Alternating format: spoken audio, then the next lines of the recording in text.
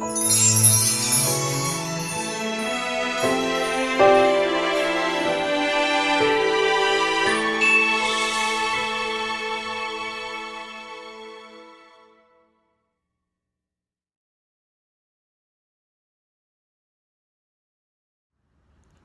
everybody.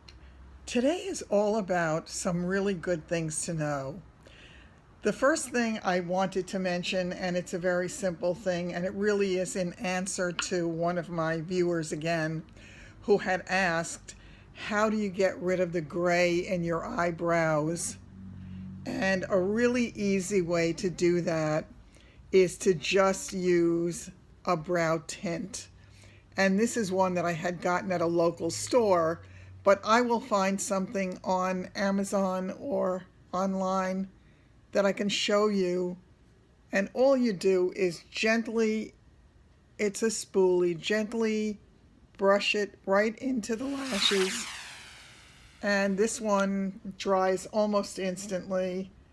As soon as it does, I would simply just comb the brow back, and this is it, and it's totally gone. It's very simple. It takes just a minute, and it's a great way to go. So that's number one. Number two, and this is interesting for me because I always tell you how I feel about things. If I'm doing a review of anything and I'm telling you as soon as I use it for the first time, I'm always telling you that it's my first impression. And in fact, sometimes my first impression changes. And this is one of those cases, and I think it's something valuable to know for those who are considering buying a new wig. Some of you have already bought the ones that have this new cap, but for those who have not, this is definitely something worthwhile to know. I showed you the Raquel Welch Brave the Wave wig, and it has so many things that I really love. I love the hair, I love the volume, I love the style, I love the color. What I don't love. Now the cap has a really nice temple to temple lace. I mean really truly temple to temple. So that part of it's wonderful. Remember I mentioned briefly this new memory cap that they're using now, and it has that silicone on it. So it almost feels a tiny bit sticky, but what it is, it's some kind of a coating that feels plasticized. And I find, to my dismay, that wearing this wig for hours, this is the only wig I have ever had of all of them that makes my head sweat. I don't like it. For me, I would go out of my way to buy the ones that do not have this new cap. I don't think for me, or possibly for other people who have their own hair, that it is worth the trade-off to have a hot, sweaty head that's going to then, smell and cause all kinds of other problems. I hate the feeling when I take it off. I hate the way I feel underneath, and it's not worth it to me. So I thought that was something interesting and definitely worth your knowing. If you didn't already know it, perhaps you do. So that's number two.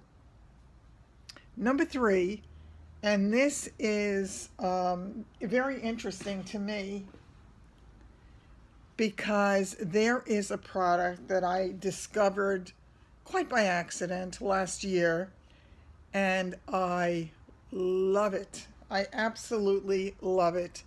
There is a company, and I'm sure a lot of you, especially my Canadian friends, I'm sure a lot of you know of it. For those who live in colder climates where you are looking for warm boots, and certainly boots that have to deal with the elements, whether you have significant rain or snow, but especially snow, this company is called Pajar, P-A-J-A-R, and as I say, it's out of Canada. This is what it looks like, the tag on it. This is one of, I bought several pair of these last year, and they are not inexpensive, but so, so worth it in my world. It has a very interesting sole, which in and of itself has great grippers on it, but it also has these little magic areas. There is a key that comes along with it, and that key unlocks this and flips this over to the other side, and it has little prongs that come out of it so that it really grips if you're in an area where it gets icy. So this is all on its own an incredible thing in my world. Now, not all of the Pajar boots have it, but quite a number of them do.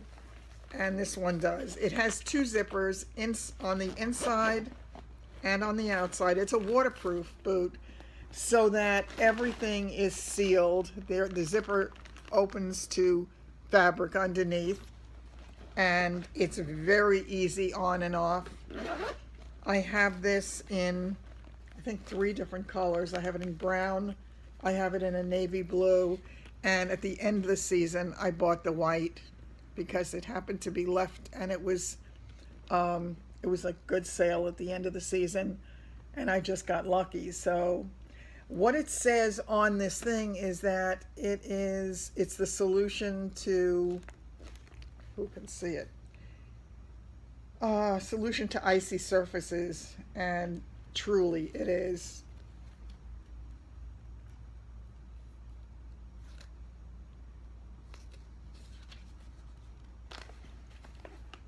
It shows you exactly how it works. It's waterproof. It has a thermal rubber sole for superior traction. It has a premium removable insole featuring 5 millimeters of insulating foam layering between a reflective aluminum bottom and a soft isolana covering. It has stainless steel nails. Here you can see it when you flip it over. Take a look at this. You can see the nails when you flip it on the very bottom photo. Do you see it? So it really grips in the ice, because there is nothing worse than taking a flop in the ice. It also has this wonderful warm cushioning inside. I'll give you a link to it because I'm sure I can find one for you if you have any interest. As I say, they are not inexpensive, but so worth it in my world. That was one. I have one other boot that I bought last year. I have one other boot that I bought last year that I also love for a totally different reason. Everybody's familiar with Uggs. This is not the kind of Uggs that you typically think of when you think of Uggs. But this is when I was still feeling really comfortable wearing a heel on a boot. I wound up buying this last year in 2 colors. I got it in the black. It has such nice stitching on it. And I got it in a taupe. I just love this. I will show it to you on, and they're just great. It's so soft inside. It really is. And of course the zipper goes all the way down, so it's easy in and out, you know, on and off. The leather inside just feels so, so soft. And on the bottom, they have this kind of, what the heck is it? Lamb's wool kind of feeling thing, like a Sherpa kind of. But I originally thought before I got it that it was the whole insole. It's not. It's the front half of it. So just be aware of that. But they are warm boots. And you know, Uggs makes a really, really good quality boot. This has to do with falling in love with things based upon other people's reviews of them, which is so easy to do, as you know, when we trust somebody's opinion. The one thing that I learned from this, and it's something I've always known, but I sort of didn't pay attention to.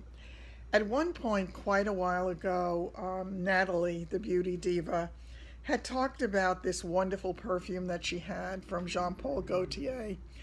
And I bought it sight unseen. I never tested it. And that's odd for me because normally scent is such a personal thing that I would always, always test it on me first to see how it worked with my chemistry. But I didn't. I bought it. And the minute I put it on, I fell in love with it. This is one that I wear very often. I put it on just before I go to bed because I love the way I smell. I just absolutely love it. Well, more recently, I've seen, this is almost silly because it should be so obvious, but another perfume that's been talked about quite a bit, and I bought this a while ago because once again, I was so thrilled with the first one that I got that I just took a chance and bought this. And this one is the Vive la Juicy Sucré. It is a lovely bottle. Take two.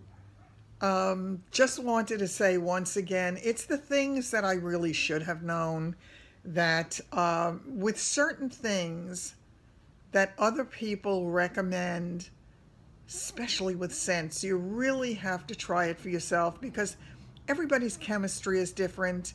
The way we feel about things is different. Our sense of smell is different. It's kind of like colors also.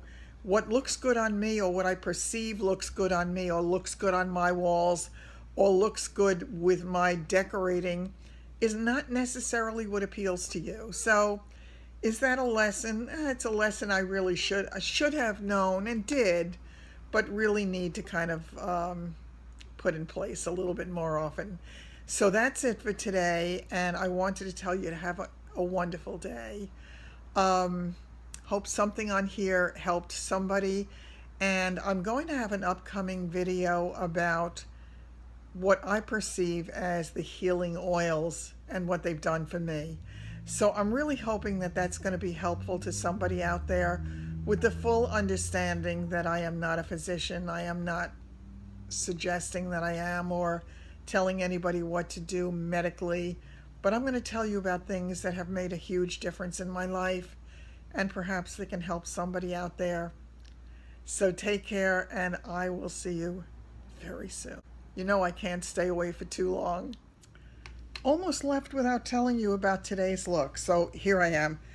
Let me come in, take a close look. I went a little bit different in my colors today for the eye makeup. I wanted to try something else, and this look is created by and large with the Urban Decay Full Spectrum palette. And I've had this one since last Christmas. I bought it during Christmas season when they had a sale. And it's got some really nice colors in it. What I used today for my basic look was this. First color is, let's see, it's Alchemy. That's in the corner. I then did Warning. That's the next one. Then as I started to get closer and closer to the center of my eye, I went down the line here with the pinks. I decided to go pink today, which I never do. So this one is called Gossip, and this one is called Paranoia. What great names. Son of a gun. I still did the white with my Blizzard palette, and I love that white. That's one of my favorite whites altogether. For the line, I did a little bit in the, I actually took the brown of that Profusion palette, and I put that in the corners because I really felt like I needed a little bit more intensity in there. And let me take a look. So I did the brown. This one down in the corner, it's called Risky. I did the line very, very close to my lash line.